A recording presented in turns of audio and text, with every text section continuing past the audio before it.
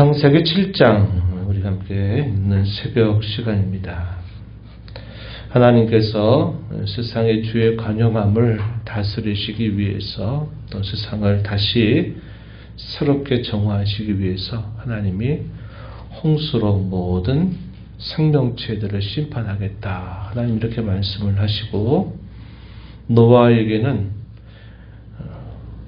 3층으로 되어져 있는 방주를 지을 것을 명령을 하십니다. 재료 그리고 어느 정도의 크기 이렇게 구조물을 하나님께서 친히 말씀하셔서 하나님의 설계를 따라서 그 방주를 짓게 하십니다. 그 방주를 짓는 시간이 상당한 시간이 흘러갔을 것이다. 우리가 예측할 수 있겠고 놀라운 일은 이 방주가 지어지고 난 다음에 하나님께서 이 노아로 하여금 땅에 기는 모든 생물들을 암수를 구별해서 이 방주 안으로 들어가게 하신 일입니다.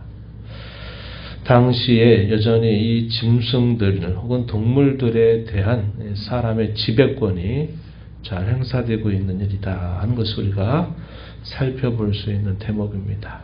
아담이 에덴 동산에 있을 때 범죄하기 전에 하나님 지으신 생물을 노아에게로 이끌어 가실 때 노아가 그 생물들의 이름을 짓는 일을 그가 감당했었죠. 그것은 그 동물들을 다스릴 수 있는 권세를 하나님이 아담에게 주신 반대 이 홍수 심판을 앞두고 방주에 들어가는 경우에 있어서도 역시 그런 생물들을 다스릴 수 있는 그런 힘을 가지고 있었다 하는 것을 보게 됩니다. 질서정연하게 그 모든 생물들이 들어가고 수중에 있는 생물들은 물속에서 살 수 있는 가능성이 있기 때문에 수중에 있는 생물들은 그대로 두신 것입니다. 바다에 사는 그 물고기들은 어떤 것들은 많이 죽고 또 어떤 것들은 살 수 있다는 거죠. 인류 역사에 있어서 가장 큰 지각의 대격변을 겪는 사건이 이 홍수 사건입니다.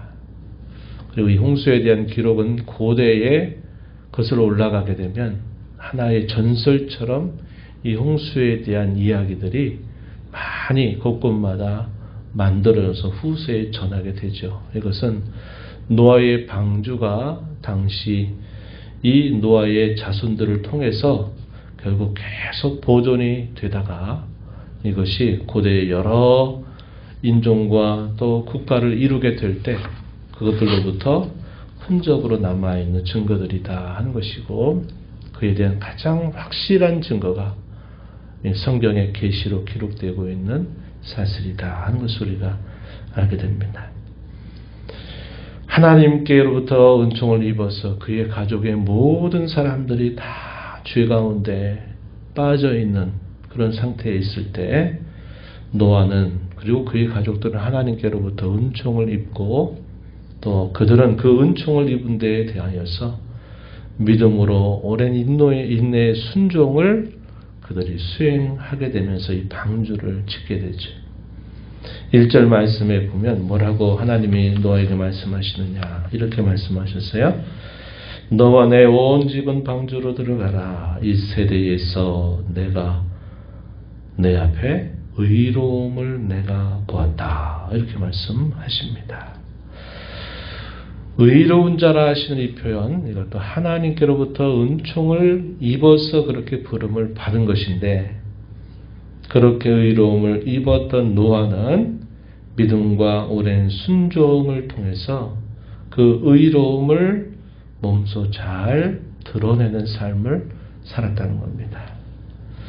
우리가 행간을 읽어보면요. 다른 성경의 가르침을 따라서 봤을 때 노아가 이렇게 오랜 믿음과 순종을 가지고 지낸 시간들 결코 쉽지 않은 시간들이었다 하는 것을 보게 되고 노아는 이것을 통하여서 당시 사람들에게 이 사실을 알렸습니다. 하나님이 이 세상을 죄악에 대하여 심판하시고 정하신다 하셨다 하는 사실들을 알리면서 그들에게 살 길을 계속 이야기하면서 순종하며 이 방주를 지어가지만 수많은 다수의 사람들은 그 말을 받아들이지 않는 거죠.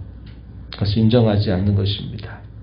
그러한 과정을 겪으면서 그가 얼마나 힘겨운 시간들을 지내왔는지 몰라요. 그러나 그것이 하나님이 보실 때 그것이 내가 참 의롭게 잘했다 하는 이런 칭찬을 받게 된 것이죠.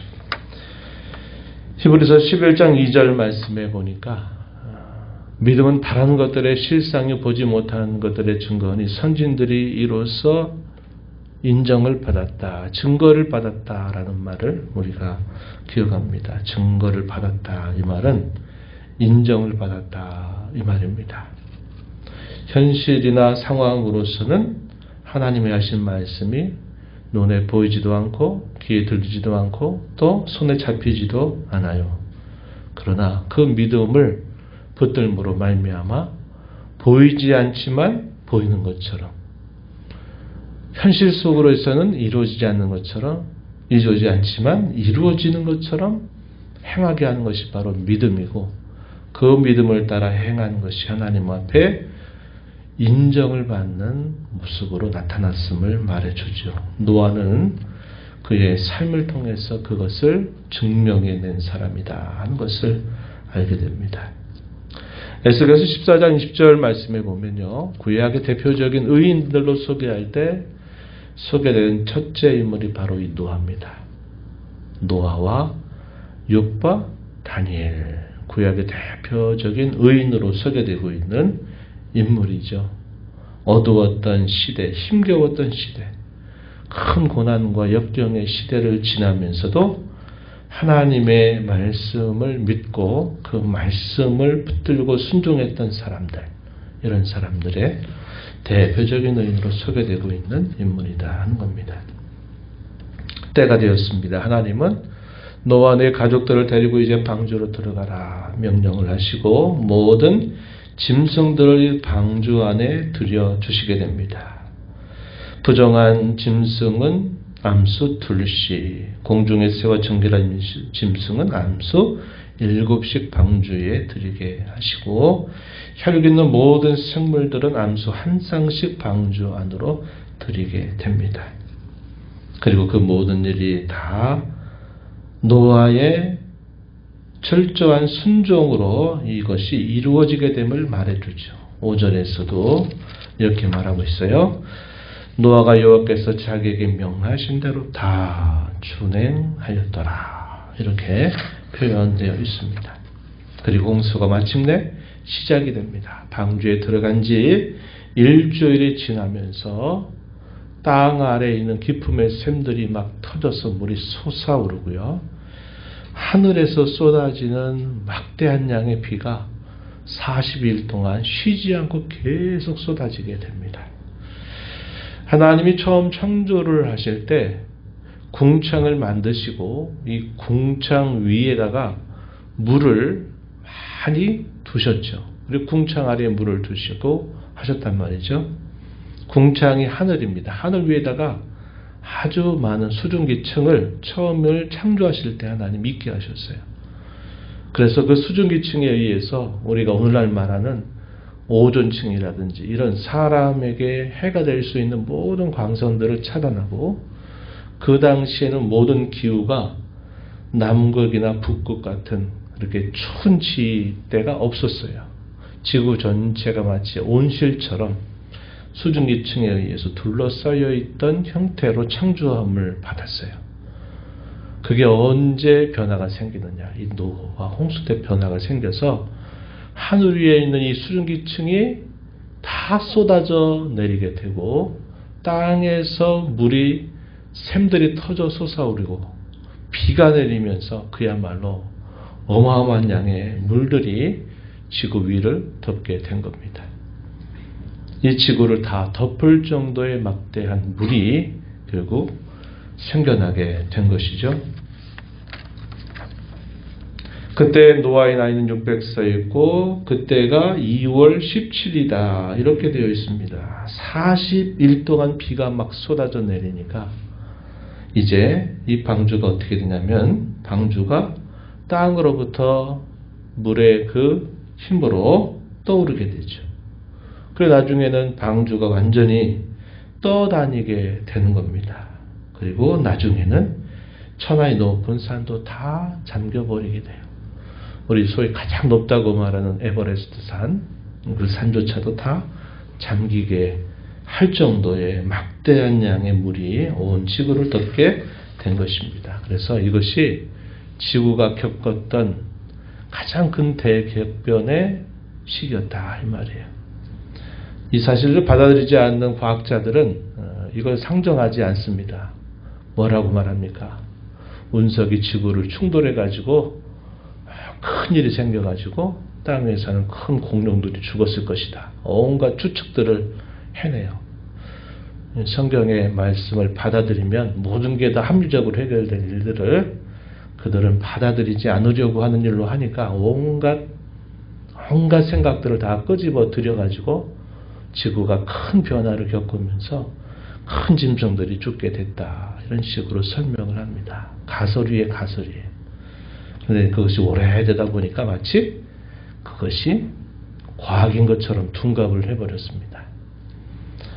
과학자들과 성경을 연구하는 사람들은 성경이 이렇게 확실하게 말하고 있는 사실들을 받아들이면 모든 것들이 합리적으로 설명이 되고 목격한 사람이 없잖아요. 노아 외에는. 우리가 그 사실을 알지 못합니다. 그러면 하나님의 말씀을 통해서 그랬구나. 우리가 믿고 받아들이면 모든 과학적인 것들이 쉽게 다 합리적으로 납득이 되고 이해가 되는데요.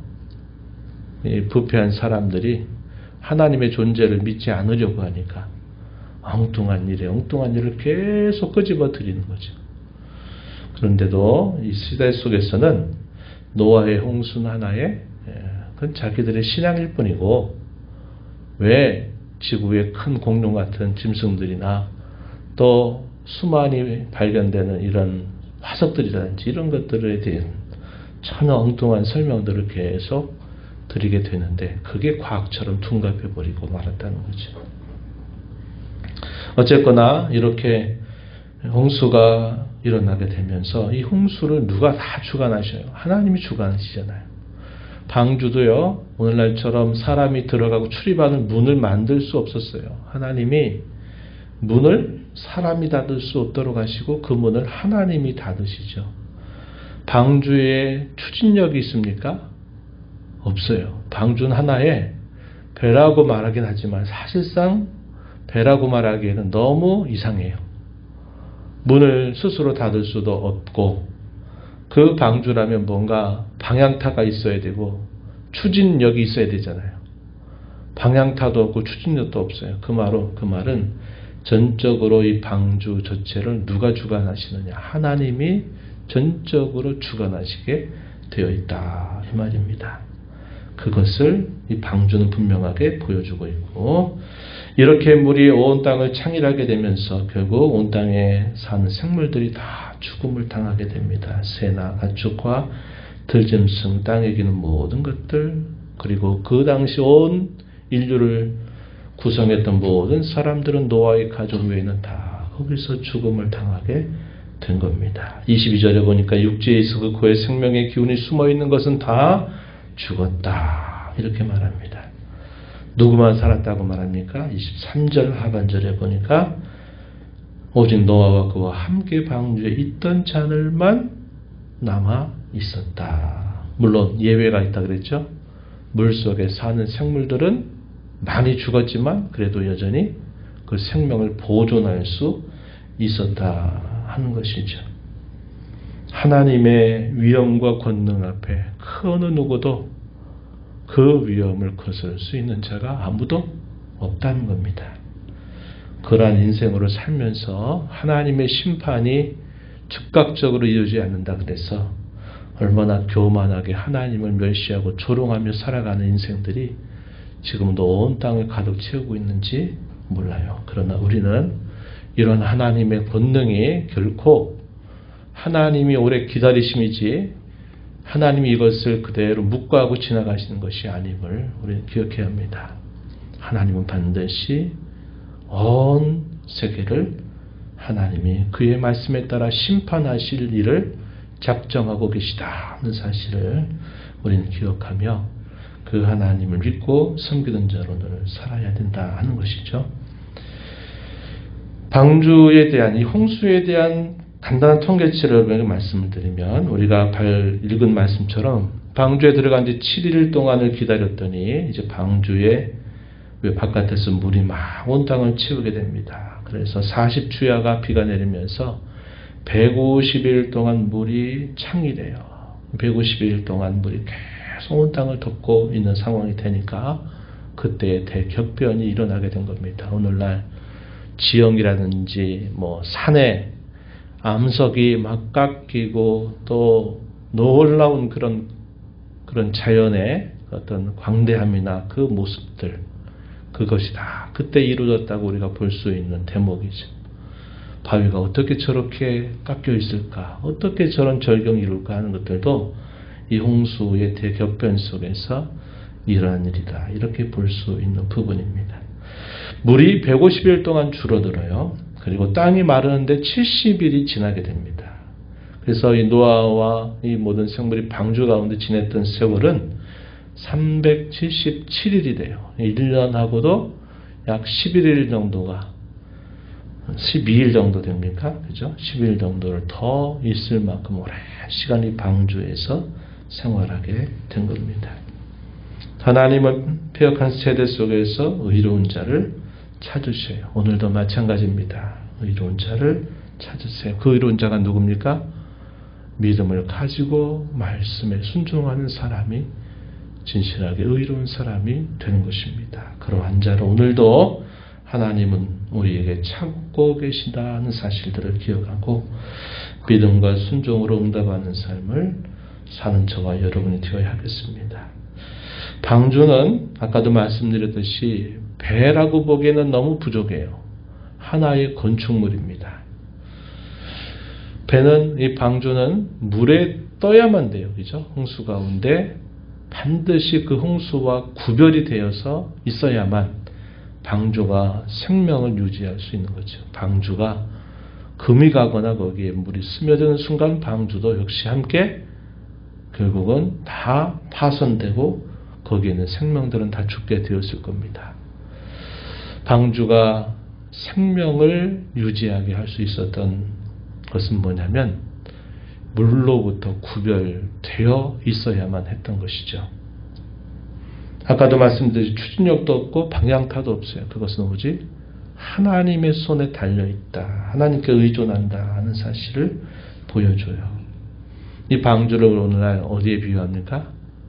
교회라고 비유하죠. 구원의 방주, 곧 교회로 이야기합니다. 교회는 세상 가운데 반드시 구별되어야 돼요. 교회가 세상과 비슷해지고 동화되면 교회는 생명력을 잃어버리게 되어 있습니다. 그래서 세속화에 물들지 않도록, 세속에 물들지 않도록 교회는 하나님의 말씀과 성령의 인도하심 따라 굳게 세워져야 되고, 그 교회를 이루는 저와 여러분 또한 마찬가지임을 보게 되죠. 경건한 자의 우선과 불경건한 자의 후손이 섞이면서 온 땅에 죄가 가득하게 되고 심판을 불렀어요. 이 심판을 피할 수 있는 길이 뭡니까? 구별이었어요. 방주도 이 홍수의 물과 구별되어야만 그 생명을 유지하듯이 오늘 교회를 이루는 저와 여러분도 구별되어야 한다는 겁니다. 그래야 세상을 구원할 수 있는 능력을 발휘할 수 있고 세상 가운데 성도답게 살 수 있는 것입니다. 우리가 할 수 있는 일을 다 하면 그 나머지는 하나님이 전적으로 인도해 주실 거예요. 방주의 생활이 그렇습니다. 하나님이 인도해 주셔야 된다는 거죠.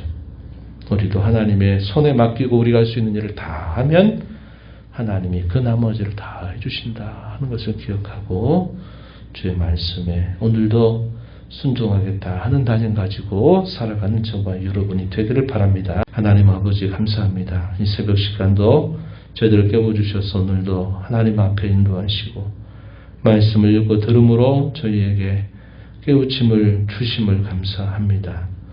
구별되어야 산다고 하는 사실들을 다시 한번 깨닫습니다. 경건한 후손과 불경건한 후손이 구별됨을 상실했을 때 심판을 불렀고 살 수 없었던 것, 또 홍수 가운데 방주가 이 물과 구별되어야만 살았던 것처럼 오늘 부름받아 구원받은 저희들, 교회를 이룬 저희들 또한 그렇게 구별되어야만 생명력을 잘 발휘할 수 있음을 다시 한번 깨닫습니다. 오늘도 저희에게 주신 이 말씀을 붙들고 저희 안에 내주하시는 성령 하나님의 인도하심에 순종하며 살기를 다짐하고 구별된 성도로 살아가는 저희 모두가 되게 주옵소서. 은혜의 보호자 앞에 나와 아버지 은혜를 구하는 모든 심령들의 간구를 귀기를 주시고 응답하시기를 바라옵고 예수님 이름으로 기도하옵나이다. 아멘.